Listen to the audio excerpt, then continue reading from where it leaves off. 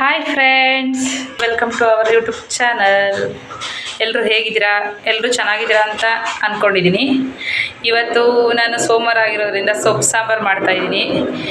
Bus sambar ಅಲ್ಲ, ನಮ್ಮ ಕಡೆ ಸೊಪ್ಪು ಸಾಂಬಾರು ಅಂತ ಕರೀತಾರೆ, ಉಪ್ಸಾರು ಅಂತ. ಆ ಸಾಂಬಾರು ರೆಸಿಪಿ ಮಾಡ್ತಾಯಿದ್ದೀನಿ.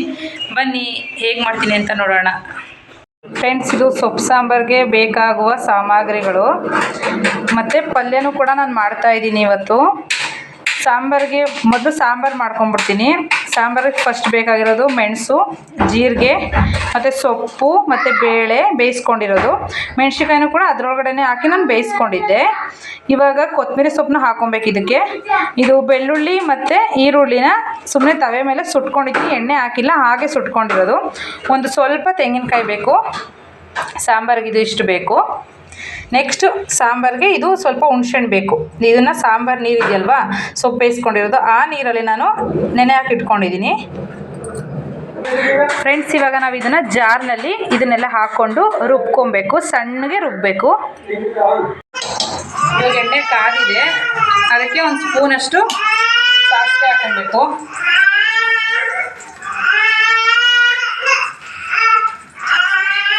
ಇವಾಗ ಸಾಸಿವೆ ಸ್ವಲ್ಪ ಚಟಪಟ ಅಂತ ಬೇಯ್ತಾ ಇದೆ. ಸ್ವಲ್ಪ ಕರಿಬೇವು ಹಾಕೋಬೇಕು.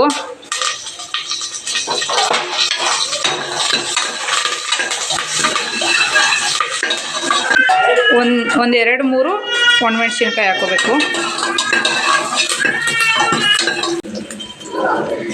ಆಮೇಲೆ ಒಂದು ಚಿಕ್ಕ ಈರುಳ್ಳಿಲಿ ಒಂದು ಅರ್ಧ ಈರುಳ್ಳಿ ಹಾಕ್ಕೊಂಡಿದ್ದೀನಿ, ಒಂದು ಅರ್ಧ ರುಬ್ಬಕ್ಕೆ ಹಾಕ್ಕೊಂಡಿದ್ದೀನಿ.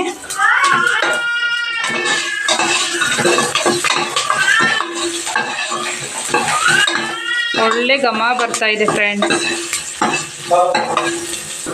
ಇವಾಗ ರುಬ್ಬಿದ್ದೀನಲ್ಲ, ಈ ಖಾರನ ಇದ್ರೊಳಗಡೆ ಹಾಕೊತಾ ಇದ್ದೀನಿ. ಫ್ರೆಂಡ್ಸ್, ಇದಕ್ಕೆ ರುಬ್ಬುವಾಗ ನೀರು ಹಾಕೋಬಾರದು. ಬೇಯಿಸಿದ್ದೀವಲ್ಲ ಸೊಪ್ಪು ನೀರು, ಅದೇ ನೀರನ್ನ ಹಾಕಿ ನಾವು ರುಬ್ಬಬೇಕು. ಫ್ರೆಂಡ್ಸ್, ಇವಾಗ ಅದೊಂದು ಸ್ವಲ್ಪ ಸ್ಮೆಲ್ ಹೋಗಿದೆ, ಹಸಿ ವಾಸನೆ. ಇವಾಗ ಸೊಪ್ಪು ಬೇಯಿಸಿದ್ದೀನಲ್ಲ, ಕಾಳು ಮತ್ತು ಸೊಪ್ಪು, ಅದೇ ನೀರನ್ನ ನಾನು ಇವಾಗ ಹಾಕ್ತಾಯಿದ್ದೀನಿ ಸಾಂಬಾರಿಗೆ.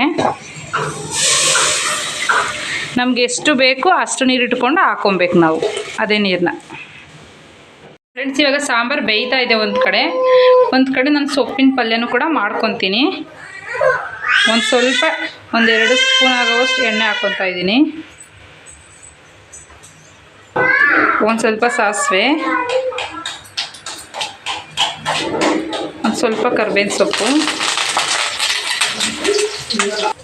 ಒಂದು ಸ್ವಲ್ಪ ಒಣಮೆಣಸಿನ್ಕಾಯಿ, ಚಿಕ್ಕದು 2 ಈರುಳ್ಳಿ,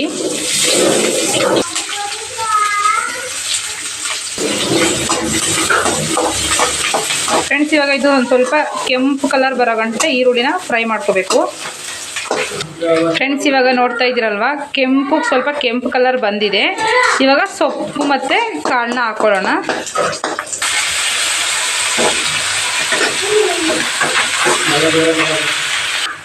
ಫ್ರೆಂಡ್ಸ್, ಇವಾಗ ಸೊಪ್ಪು ಚೆನ್ನಾಗಿ ಬೇಯ್ತಾ ಇದೆ. ಇವಾಗ ರುಚಿಗೆ ತಕ್ಕಷ್ಟು ಸ್ವಲ್ಪ ಸಾಲ್ಟ್ ಹಾಕೋತೀನಿ. ಅದಕ್ಕೆ ಸೊಪ್ಪಿಗೆಲ್ಲ ಹಿಡಿಬೇಕು, ನಾನು ಹಾಕಿಲ್ಲ ಫಸ್ಟು ಸಾಲ್ಟು, ಇವಾಗೇ ಹಾಕೋತಾ ಇರೋದು. ಫ್ರೆಂಡ್ಸ್, ಇವಾಗ ಆಲ್ರೆಡಿ ತುಂಬ ಚೆನ್ನಾಗಿ ಬೆಂದಿದೆ, ಘಮ ಬರ್ತಾ ಇದೆ ತುಂಬ. ಇವಾಗ ಲಾಸ್ಟಲ್ಲಿ ಕಾಯಿ ತುರಿನ ಹಾಕ್ಬಿಟ್ಟು ತಿರುಗಬೇಕು. ಫ್ರೆಂಡ್ಸ್, ಇವಾಗ ಪಲ್ಯ ರೆಡಿ ಆಯಿತು.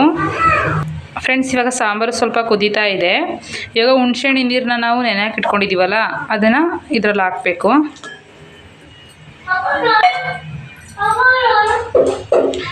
ಮತ್ತು ರುಚಿಗೆ ತಕ್ಕಷ್ಟು ಸಾಲ್ಟ್ ಹಾಕಬೇಕು. ಫ್ರೆಂಡ್ಸ್, ನೋಡಿ ಇವಾಗ ಸಾಂಬಾರು ರೆಡಿ ಆಗಿದೆ. ಫೈನಲಾಗಿ ಹೇಗೆ ಬಂತು ಅಂತ ನಾನು ತೋರಿಸ್ತೀನಿ ನೋಡಿ. ಇವಾಗ ನಾನು ಮಧ್ಯಾಹ್ನ ಮತ್ತೆ ವ್ಲಾಗ್ನ ಕಂಟಿನ್ಯೂ ಮಾಡಲಿಲ್ಲ, ಸಂಜೆ ಆಗಿರೋದ್ರಿಂದ ದೀಪ ಹಚ್ಚಿದೆ, ಹಾಗಾಗಿ ಈ ವಿಡಿಯೋನ ಕ್ಯಾಪ್ಚರ್ ಮಾಡ್ಕೊಂಡಿದ್ದೀನಿ. ಈ ವಿಡಿಯೋ ನಿಮಗೆ ಇಷ್ಟ ಆಗಿದ್ರೆ ಲೈಕ್ ಮಾಡಿ, ಶೇರ್ ಮಾಡಿ, ಕಮೆಂಟ್ ಮಾಡಿ, ಹಾಗೂ ನನ್ನ ಸಬ್ಸ್ಕ್ರೈಬ್ ಮಾಡಿ. ಪ್ಲೀಸ್ ನನಗೆ ಸಪೋರ್ಟ್ ಮಾಡಿ. ಬಾಯ್.